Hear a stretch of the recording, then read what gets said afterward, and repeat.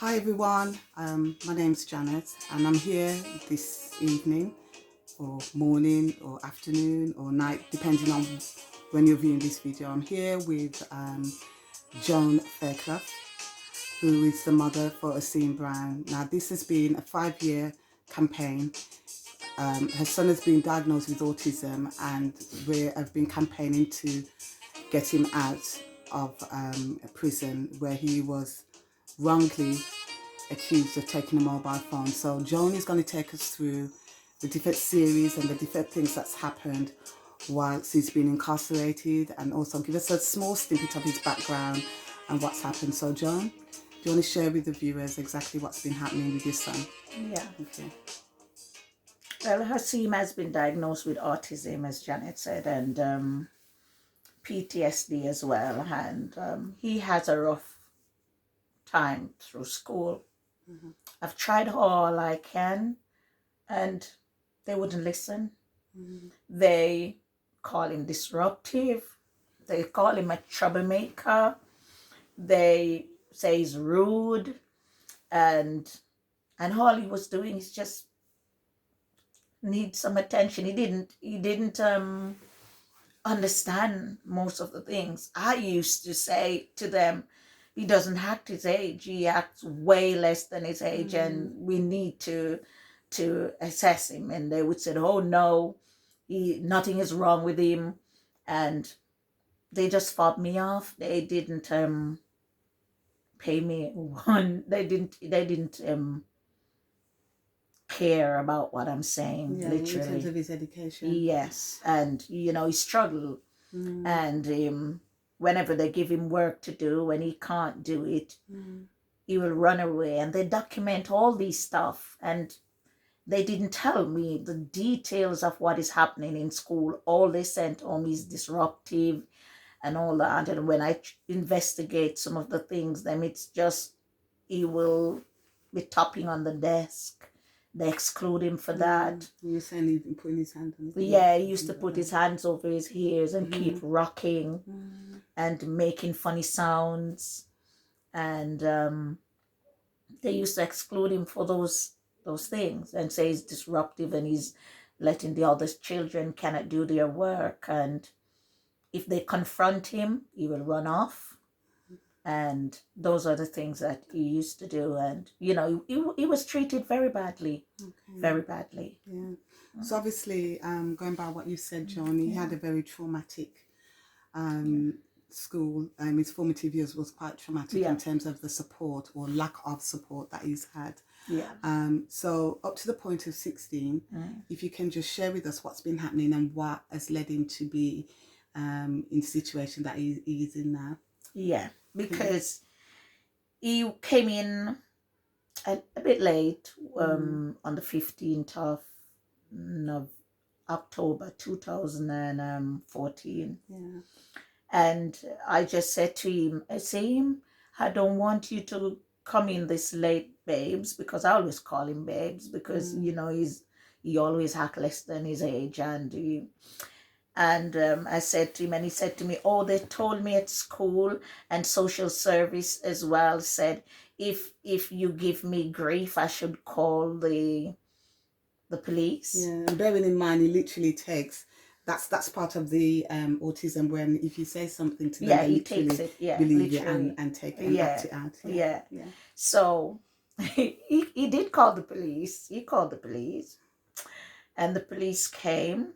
And when the police came, he told him off, literally. And, I was crying and, oh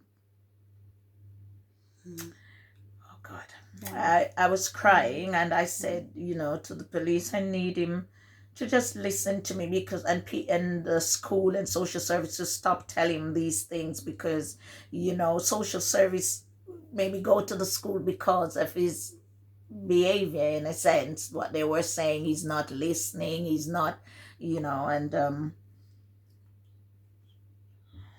yeah, I know. It's been really hard, and as I said, John, you take your time and you just share your pain, because this is a mother's voice, very much of what she's been through and the pain that you've experienced over the last 5 years. And I know it's been really difficult for you, but I think it's important that people know what's been happening behind closed doors. And we can only be the voice of Osime because he's currently incarcerated, and the things that have happened has just been horrific. We're not going to go into too much details, but our aim is just to bring an awareness of exactly what's been happening. And so, John, are you okay? You just be yourself, that's fine. Yeah. All right. So the officer said to me, is there any way you can stay, because you're very upset? I was crying, you know, because I know my son is vulnerable, and I don't want, you know, I envision what can happen. And I said to him, okay, you can stay by my friend until in the morning, because they, you know, after they talked to him, but he didn't comprehend anything that they're saying to him. And he went to my friend and then left for school in the morning. And then in the evening, I heard that him got a call from the school that Osime refused to come home. And then they came, and one of the social worker came inside here, and they sat in that chair there. My social worker friend was sitting at the other side as well, and one was outside with Osime. Then I saw when he came in, and he said, oh, we find somewhere to put him until Monday.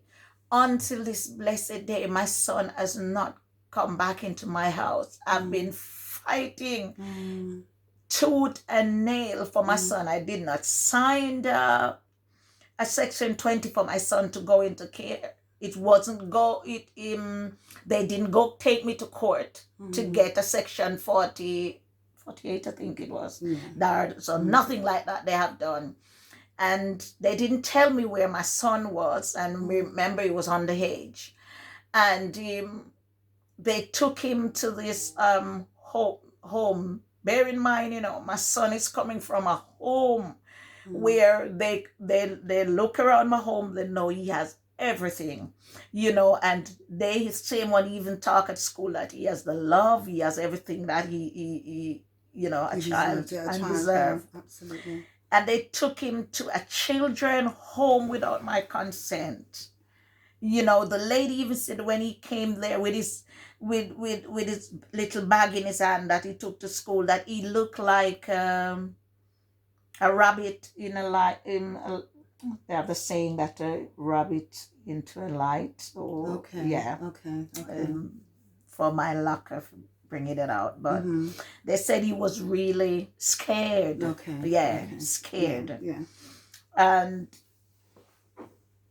then I find out where he was, and I called because I didn't know where the place is because I'm new to the area. And when I called, they said to me they're having a meeting the Wednesday. Remember that said they was gonna take him back here, and I didn't give them any consent because I asked them where they're going with my child. But because I believe that I was vulnerable at that time, and they think they can take advantage because I was ill, have an aneurysm in the head where one of my eyes is partially blind anyway. And I think they prey on my vulnerability. I think that is it. And when I went to the meeting on the Wednesday, I was surprised to see my son because he was exhausted. He is going out without him you know, no my consent because he's still underage. I did not give them any permission to take my son, nor did they have a permission from the court. And they took my son and allow him to roam the street with the other kids that is in care, knowing that my son is not streetwise, knowing that my son doesn't know anything about the street. You understand me? They put him with kids that is seasoned, you know, to the street. I've written letters that I've got, have been to meeting. I cried. I sit and I relate what I want to say intelligently. They still have it. Oh, well, we don't keep him here. He don't want to come home. Yeah. I said to them, this is what happening. My son, if he left without guidance and routine, I am afraid what the outcome will be. Okay. And they just disregard everything I said and have him go out with his friend. You know, my son was malnourished in care. I have to bring food from my home to go and feed my son in care. It's a lot. Yeah. My son has been through a Yeah. lot. Yeah. I don't have time to say it's a lot. He even have seizure in their care, and they don't take him to hospital. Is one of his friend has to call the ambulance, and then they send him by himself to the hospital.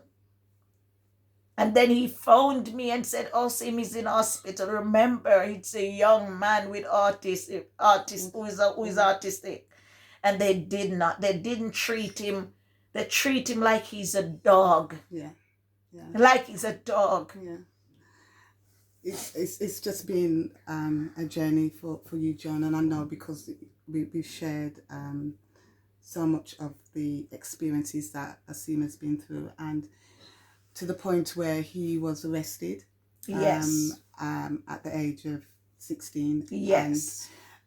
And do you want to just share that in brief exactly what happened? Yes. And then so the first time he was arrested was 16. He and the same friends that he had made there, they went out.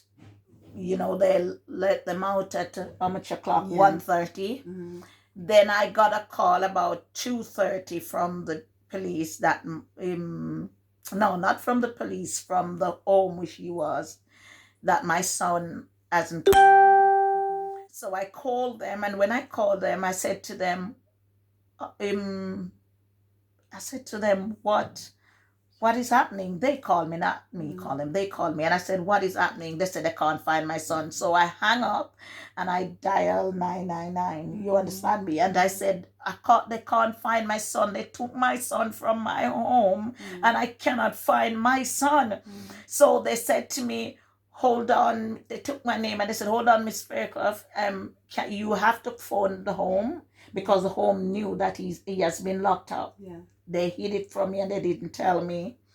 So everything was well there with them until after he has been locked up. Then they start to treat him even worse now. You know, make him out to be a bad person. When Did you want to take a break?